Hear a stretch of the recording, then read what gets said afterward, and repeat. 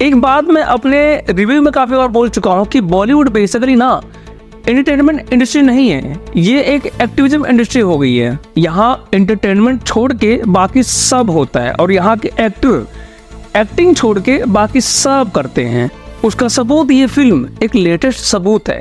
और जो उनकी एक्टर वाली बात बोल रहा हूँ, उनकी तो बहुत सारे एग्जाम्पल है। स्वरा भास्कर ले लो, सोनम कपूर ले लो, और फरहाना अख्तर ले लो, अनुराग कश्यप ले लो, अनुभव सिन्हा ले लो, बहुत सारे किलो के भाव से भरे हुए हैं। वही कह रहा हूँ कि ये इंडस्ट्री बेसिकली एंटरटेनमेंट छोड़ के सब करती है। रही बात इनकी फिल्म की, तो ये फिल्म में कई चीज बहुत कॉमन है, हर फिल्म में लगभग आपको देखने को मिल जाएगा। पहली बात ये कि समाज को हाय तौबा करना, उनको गालियां देना। दूसरा ये कि माँ बाप को रूढ़िवाद दिखाना। तीसरी पॉइंट ये समाज को ऑर्थोडॉक्स दिखाना और पुरुष को महिला विरोधी दिखाना, जिसको इनकी भाषा में पितृसत्ता के खिलाफ बोला जाता है ना, पितृसत्ता के खिलाफ हमने आवाज उठाई। तो वो सारे चूर्ण को मिला के इनकी फिल्में पूरी हो ही नहीं सकती। हाँ, दो चीज़ मैं भूल गया। अगर कोई मतलब कि बड़े पैमाने पे अगर फिल्म कोई बनती है, उसमें पाकिस्तान प्रेम, आईएसआई प्रेम, और दूसरी तरफ बेरली अगर वो कोई मुस्लिम टेररिस्ट दिखाते हैं, तो इस तरफ भी कोई मुस्लिम को हीरो दिखाएंगे उसको बैलेंस करने के लिए। तो ये सारे चूरन को कूट के दर्शकों को फकाया जा रहा है। तो दोस्तों, एक बार और पठान के बाद दिल दिल पाकिस्तान लेके आ गया है दोबारा फाइटर लेके। जी हाँ, दिल दिल पाकिस्तान में तो कम बजता है, लेकिन बॉलीवुड में ज्यादा बजता है दिलों में। आगे जाने से पहले आपको बता दो फिल्म का प्लॉट क्या है। फिल्म का प्लॉट ये है कि 2019 में बालाकोट एयर स्ट्राइक आपको पता है, वो होने के बाद बहुत सारी फिल्में पाइपलाइन में आई, जिसमें से उरी तो आपको पता है एक तो हो गई, उसके बाद कंटिन्यूसली तेजस आई, वो फ्लॉप हो गई। इसके बाद ये फिल्म फाइटर आई। अभी पाइपलाइन में 2-4 फिल्में और हैं। एयर स्ट्राइक बेस थीम है, एयर स्ट्राइक, उसी पाइपलाइन में और सारी फिल्में आ रही हैं। अभी साउथ की फिल्म है, वो आ रही है, ऐसे कुछ वैलेंटाइन करके नाम है, वो नाम है। और अक्षय कुमार की है, एयर फोर्स करके नाम है। नाम मैं आपको यहाँ लगा दूंगा, आप खुद ही देख लेना। ये फिल्में पाइपलाइन में आने वाली हैं। तो जो क्लेम किया जा रहा था कि ये फिल्म फाइटर एयर स्पेस की पहली फिल्म होने वाली थी, ये फिल्म गलत है। उससे पहले तेज आ गई है, वो अलग बात है, फिल्म फ्लॉप हो गई थी। तो बेसिकली फिल्म में कहानी ये है कि कश्मीर में पुलवामा में भारत के 40 जवान शहीद हो गए हैं। आतंकियों ने हमला किया और 40 से लेकर 70 जवान तक शहीद हो चुके हैं और 80 जवान घायल हो गए हैं। अब पाकिस्तान लगा लो, चाहे उसमें आतंकी लगा लो, चाहे पाकिस्तान जिन्होंने किया है, अब उनको देना है मुंह तोड़ जवाब। अब मुंह तोड़ जवाब देने के लिए ऑर्डर मिल चुके हैं सुरक्षा एजेंसियों से। अब इसकी जिम्मेदारी सौंपी जाती है किसके ऊपर? इसकी जिम्मेदारी सौंपी जाती है ऋतिक रोशन एज शमशेर पठानिया, और इसके जो घनिष्ठ मित्र हैं बहुत देश प्रेमी है और बशीर खान। तो ये दो दोस्त होते हैं जो इनकी जिम्मेदारी इनके कंधों पे दी जाती है कि स्ट्राइक यही करेंगे अपने कुछ दोस्तों के साथ। अब जो शमशेर पठानिया कैरेक्टर है, वो अपने दोस्तों के साथ पाकिस्तान में जाता है, एयर स्ट्राइक करता है, और एक तो इतना अड़ियल दिमाग का होता है, किसी को ऑर्डर सुनता ही नहीं है।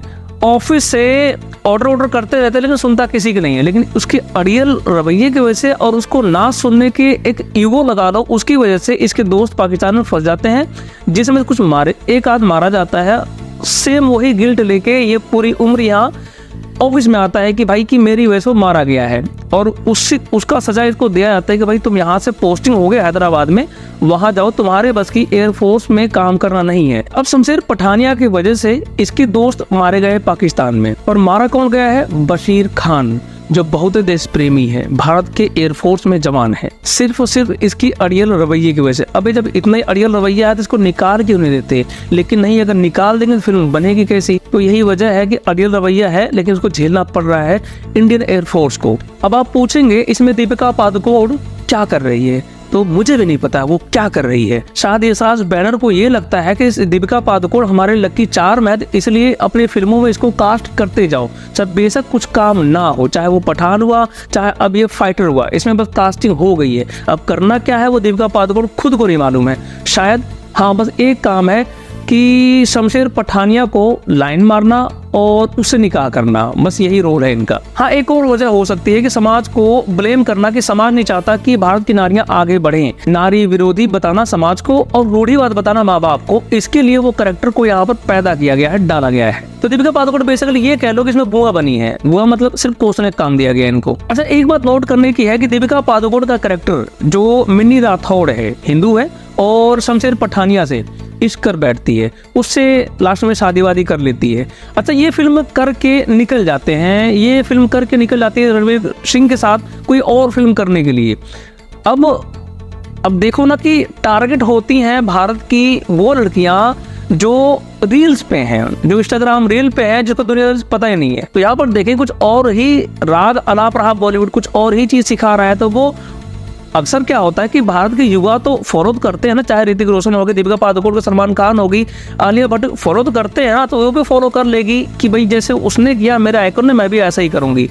अब चाहे बेशक वो करके निकल लें, यहाँ पर जो करता है वो फ्रिज के 36 टुकड़ों में फ्रिज में बंद हुआ मिलता है। अब वो चीज़ नहीं दिखाना बॉलीवुड को अपनी फिल्मों में, वो तो करके निकल लिए, ज्ञान बांट के चले गए, भोगो तुम, उस समय मतलब नहीं है।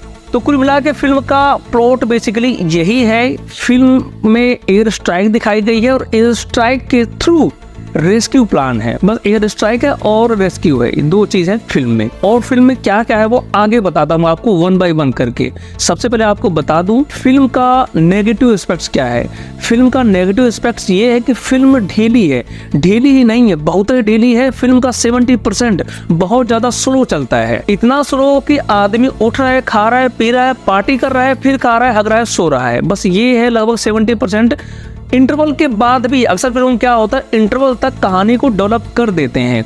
इंटरवल के बाद देखने का मन करता है कि भाई इसके बाद क्या होगा, लेकिन इंटरवल के बाद भी आपको यही सब चीज़ दिखाई जाएंगी।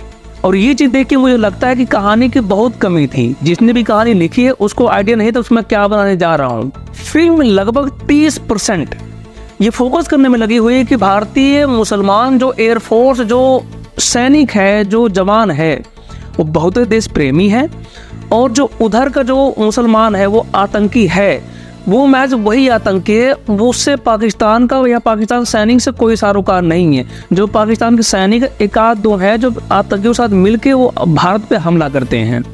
तो मतलब पूरी फिल्म ये जस्टिफाई करने में पूरी अपनी एड़िस लेके सर तक पूरा जोर लगा बैठी है कि आप कन्विंस हो जाओ कि मुसलमान बस एक ही खराब है, पाकिस्तान में वो आतंकी है, और आतंकी का पूरे पाकिस्तान से कोई मतलब नहीं है। मतलब जो यहाँ पर परोसा गया है वो टिपिकल बॉलीवुड टाइप है, और ये फिल्म टिपिकल बॉलीवुड फिल्म है। अब आप पूछेंगे टिपिकल बॉलीवुड क्या होता है? टिपिकल बॉलीवुड यही होता है, एक्टिविज्म, सेकुलरिज्म, वोकिज्म, फेमिनिज्म, ये सारी चीजों को मिला के जो फिल्म बनती है वो टिपिकल बॉलीवुडिया फिल्म होती है।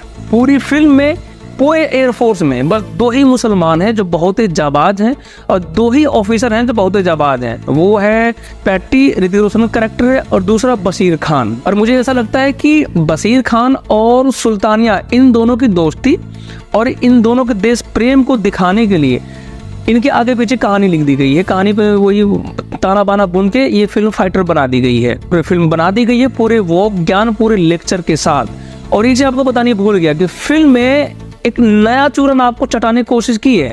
पहला पुराने वाला जो ज्ञान क्या था कि आतंकी का कोई मजहब नहीं होता, ये कोरा झूठ नेता बोलते हुए नजर आते हैं, फिल्में तो बोलते हुए आती हैं। 70-80 के दशक से आपको ये फिल्में बोलते हुए आएंगी। अब नया चूरन आपको, लेटेस्ट चूरन आपको ये चटाया जाएगा कि आतंकी का कोई देश नहीं होता, आतंकी का कोई देश नहीं होता। तो एक बात बताओ झोपड़ी वालों, जो कश्मीर को तुम मिलाना चाहते हो, कहाँ मिलाना चाहते हो? चाइना में, नेपाल में, कहाँ मिलाना चाहते हो? पाकिस्तान में मिलाना चाहते हो? तो आतंकी सारा कहाँ हुआ? पाकिस्तान का हो गया ना। अब तुम उसको ये कह के बिल्कुल क्लीन चिट दे दो कि नहीं, आतंकवादी कोई ना मजहब होता ना कोई देश होता है। ये लाला लैंड का जो किताब पढ़ के आया है ना ये डायरेक्टर, एक तो समूचा बॉलीवुड लाला लैंड में तो जीता है। जो नए नए चूजे डायरेक्टर आ रहे हैं उन्होंने भी वही किताब पढ़ के, बॉलीवुड की टिपिकल बॉलीवुड फिल्म, वही कहानी पढ़ के वही फिल्म आके बना रहे हैं, और वही कहानियां परोस रहे हैं जो कहानी अब तक सड़ के सड़ान मार रही है। इनको लगता है कि जनता का करंट अफेयर हिला हुआ है, जनता करंट अफेयर कुछ पता ही नहीं है। वही बात मैंने बोली ना कि साला दिल दिल पाकिस्तान, इतना तो पाकिस्तान में नहीं बज रहा जितना बॉलीवुड के फिल्म मेकर के दिलों में बज रहा है। राम जाने पता नहीं बॉलीवुड पाकिस्तान और आतंकी वो कौन से एहसानों को उतारने में लगा हुआ है, अब तक समझ नहीं आ रहा। उनकी हर फिल्मों में एक ही राग है, चाहे पठान देख लो, चाहे टाइगर जिंदा है, जो अभी टाइगर 3 आई थी वो देख लो, चाहे अब ये देख लो। राम जाने बोल। एक तो बात मैं आपको बतानी भूल गया, वो बात ये है, मैंने नोट की थी कि भाई किस लेवल पे ये सोच रहे हैं, किस लेवल पे दिखाना चाहते हैं, मेरे समझ से परे है, या फिर भाई ये तो बॉलीवुड वाले बिल्कुल कतई चूतियाँ या तो फिर दर्शक को समझते हैं। वो ये है कि पाकिस्तान के आईएसआई एजेंट को डबल एजेंट दिखाते हैं। किसके लिए? भारत के रॉ एजेंसियों के लिए वो काम करते हैं। मतलब कि हद है किसी चीज़ की, हद है। अगर तुम्हारे ला ला लैंड के हिसाब से अगर ऐसा होता, मान लिया, तो भाई साहब भारत में अब तक जो आतंकी हमले हुए हैं ना, एक भी नहीं होता, 0।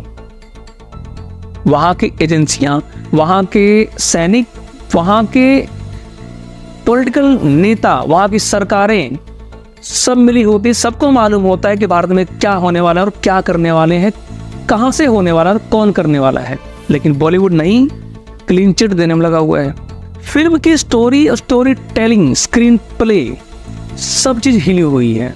फिर वही बात बोलूँगा ना, जब करना है आपको एक्टिविज्म ही था तो ये सब चीज़ तो हिलनी तो लाजमी था। अगर आपका फोकस कहानी पर होता तो कहानी बहुत ही बेजोड़ बनती, ज़बरदस्त बनती, लेकिन आपको कहानी कहाँ, एंटरटेनमेंट कहाँ देना था, आपको तो एक्टिविज्म करना था। और वही चीज़ सेम अप्लाई होता है डायरेक्शन पे। डायरेक्टर साहब भी क्या करें, जब उनको कहानी ऐसी उन्होंने चूज की इस कहानी पे, इस थीम पे बनाने के लिए। ठीक, थीम बहुत ही बढ़िया था, थीम बहुत ही ज़बरदस्त था। एक वो फिल्म आई थी ना, साउथ की थी, सूर्या की, एयरफोर्स पे थी। आप थीम देखो, कहीं भी एक भी एजेंडा नहीं है, फिल्म बहुत ज़बरदस्त है। ये भी थीम बहुत बढ़िया थी, बना सकते थे, लेकिन नहीं। अगर ये सही साफ सुथरी कहानी बना देंगे तो इनको सालों को बॉलीवुड वाला कौन बोलेगा। तो ये बॉलीवुड की फिल्म लगनी चाहिए, इसलिए इसमें सारे वो चूरन डालो जो हम हर फिल्मों में दिखाते हुए, सुनाते हुए, चबाते हुए आ रहे हैं। वो यही ऑर्थोडॉक्स, फेमिनिज्म, सेकुलरिज्म, वोगिज्म और पाकिस्तान प्रेम, आईएसआई प्रेम और यही सब वो ज्ञान, ये सब डालो उसमें, बताओ कि बॉलीवुड की फिल्म है। इस डायरेक्टर को देखो, ये बोल ही सका वाला डायरेक्टर आपको किस एंगल से डायरेक्टर लगता है। ये डायरेक्टर नहीं है, मास एक्टिविस्ट है, जिसके पास बहुत फंड है YRF का और अपने एजेंडे के लिए इसको फिल्म बनानी है। वार का डायरेक्टर कौन है? यही बंदा है। पठान का कौन डायरेक्टर है? यही बंदा है। अब फाइटर का कौन डायरेक्टर है? यही बंदा है। अब इन सब चीज़ों में कॉमन क्या है, खुद ही सोचो कॉमन क्या है। वॉर फिल्म में टाइगर श्रॉफ का कैरेक्टर, टाइगर में पठान का कैरेक्टर और ज्ञान। और यहाँ पर आ जाओ कि इस फिल्म में यहाँ तो 70% कैरेक्टर ही मतलब वही है। तो जो ये कैरेक्टर डालते हैं, कहानी लिखती है, वो बॉलीवुड के चश्मे डालते हैं। अब फिल्म में अच्छा क्या था? फिल्म में अच्छा ये था कि फिल्म में एयर स्पेस पे जो कॉम्बैट सीन है फाइटर प्लेन का, वो बहुत अच्छा है, बहुत ही अच्छा बन पड़ा है। उसका सारा श्रेय जाता है VFX को। VFX बहुत ही बढ़िया यहाँ पर यूज हुआ है, मैं ये बोलूँगा। और साथ में बैकग्राउंड में राष्ट्रगीत को बजा के जो गूज़बम्प पैदा करने की एक सार्थक कोशिश हुई है, वो सार्थक हो गई है। वही बात करें एक्टिंग की तो ऋतिक रोशन देखो एक बहुत ही शानदार एक्टर है, वर्सटाइल एक्टर है। इसने एक्टिंग के वो सारे किले अपने खुद से एक्टिंग से ढहा दिया है। चाहे वो काबिल ले लो, चाहे और भी इसकी फिल्में ले लो, एक्टिंग के मामले में बहुत ही ज़बरदस्त एक्टर बनता है। चाहे बेशक ये नेपो किड है, नेपो किड में कुछ एक ऐसे एक्टर हैं जो बहुत ज़बरदस्त एक्टर हैं। चाहे ये बंदा हो गया, चाहे रणबीर कपूर हो गया, चाहे अक्षय खन्ना, कुछ ऐसे एक्टर हैं जो बहुत ज़बरदस्त लगते हैं। चाहे बेशक नेपो किड है, तो उसमें से एक बंदा ये भी है। अब डायरेक्टर साहब इससे एक्टिंग तो करवा सकते थे, लेकिन उनको एक्टिविज्म ज़्यादा ज़रूरी लगा, इसलिए इनकी जो एक्टिंग है वो बलि चढ़ गई एक्टिविज्म को। बाकी और जितने कैरेक्टर हैं, अनिल कपूर, एक तो दीपिका पादुकोण का समझ नहीं आता, दीपिका पादुकोण में ऐसा क्या रह गया है चुचकी हुई शरीर में जो इनको दिखाना बाकी रह गया है। भाई साहब ऑडियंस भी पूछ रहे हो ना कि ऑडियंस को क्या देखना है इसमें। अब तो इस दीपिका पादुकोण के शरीर के कौन से पार्ट का हिस्सा देखना चाहते हो, हम वही दिखा दें। मतलब कि हर फिल्म में तुम एक ही चीज़ दिखाते जाओ, पैंटी ब्रा में इसको, इसके अलावा क्या दिखाओगे? कुछ और ट्राई कर लो, कुछ नया ट्राई कर लो जो ऑडियंस के लिए भी लगे हाँ ये कुछ नया चीज़ दिखा दिया है। बाकी जितने भी कैरेक्टर आसपास थे उन्होंने बढ़िया एक्टिंग की है अपने कैरेक्टर के अकॉर्डिंग। और सबसे बढ़िया मुझे एक्टिंग लगी है इसमें किसकी? अनिल कपूर की। अनिल कपूर के पास जितना भी डायलॉग थे शिद्दत के साथ बोली है अगले ने। बाकी मैं बताऊँ आपको फिल्म में क्या था क्या नहीं था। फिल्म में ना स्टोरी, ना स्क्रीन प्ले, ना ही एक्टिंग ढंग की, ना ही ढंग के गाने, ना ड्रामा, ना इमोशन, ना एक्शन।